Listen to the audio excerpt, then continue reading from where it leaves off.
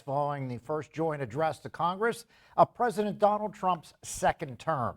Erie News Now Washington, D.C. correspondent Brendan Scanlon live on Capitol Hill tonight with some key takeaways and reaction. Good evening, Brendan.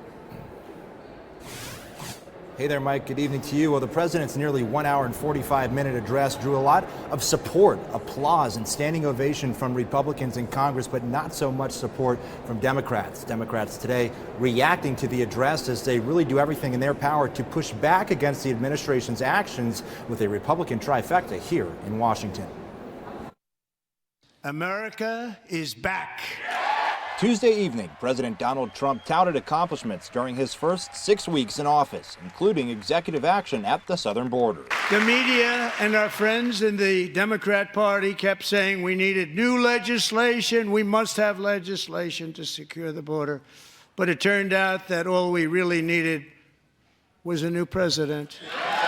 Trump laid out policy priorities like no tax on tips nor overtime, while also taking frequent jabs at the previous administration. We suffered the worst inflation in 48 years. Secretary, do a good job on that. You inherited a total mess from the previous administration. Joe Biden especially let the price of eggs get out of control. Democrats largely sat in protest, hoisting signs. Others walked out and some stood up. Remove this gentleman from the chamber.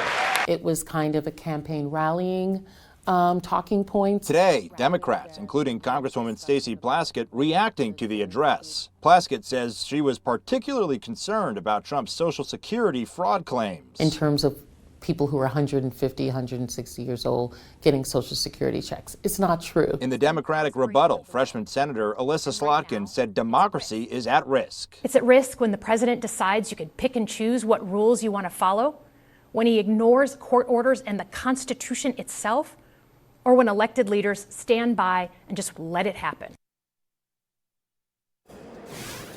And Mike, some representation from Northwest PA at last night's address.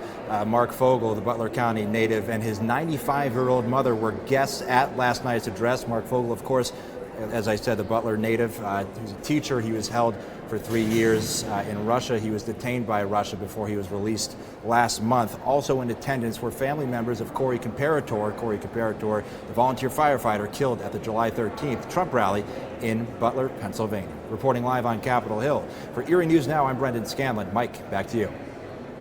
Brendan, thanks. It's Ash Wednesday, and as we enter